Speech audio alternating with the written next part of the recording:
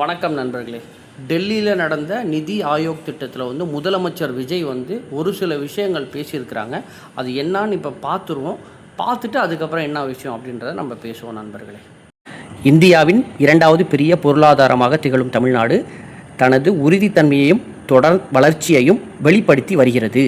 பெண்களின் கல்வி, சுகாதாரம், பாதுகாப்பு மற்றும் பொருளாதார முன்னேற்றத்தில் தமிழ்நாடு குறிப்பிடத்தக்க முன்னேற்றத்தை எட்டியுள்ளது. மகளிர் சுய உதவி குழுக்களானது சமூக வளர்ச்சி மற்றும் சமூக பொருளாதார மாற்றத்திற்கான வலிமையான கருவியாக திகழ்கின்றது. இந்தியாவில் உள்ள தொழிற்சாலைகளில் பணி செய்யும் பெண்கள் 42% பெண்கள் தமிழ்நாட்டில்தான் உள்ளார்கள்.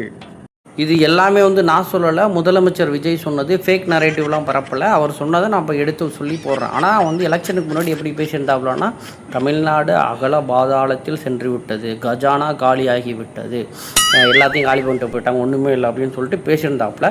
பட் இப்போ இந்த மாதிரி டெல்லியில் போய் பேசியிருக்காப்புல. இதில் எது உண்மைன்றது தெரில. ஒன்று அது உண்மையாக இருக்கணும், இல்லை அது உண்மையாக இருக்கணும், இல்லை இது உண்மையாக இருக்கணும், இல்லைனா அது பொய்யாக இருக்கணும், இல்லை இது பொய்யாக இருக்கணும். ரெண்டில் எது உண்மை எது பொய் அப்படின்னு சொல்லிட்டு உங்கள் மக்கள் உங்கள்கிட்டே விட்டுறேன். நீங்களே பார்த்து என்ன அப்படின்னு சொல்லி தெரிஞ்சுக்கோங்க.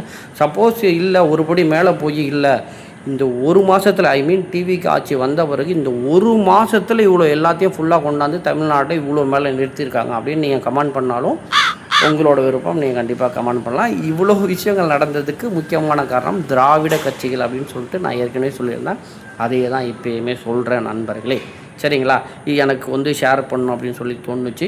முதலமைச்சர் விஜய் உண்மையை ஒத்துக்கொண்டதற்கு மனமார்ந்த வாழ்த்துக்கள். நண்பர்கள், நீங்கள் அவங்க சப்போர்ட் பண்ணும் நண்பர்கள், நீங்கள் அவர் சொன்னது உண்மையாக பொய்யா, எது உண்மை எது பொய் அப்படின்னு சொல்லிட்டு கமெண்ட் பண்ணுங்கள். தேங்க்யூ. நன்றி, வணக்கம், வளர்த்து போடுவோம்.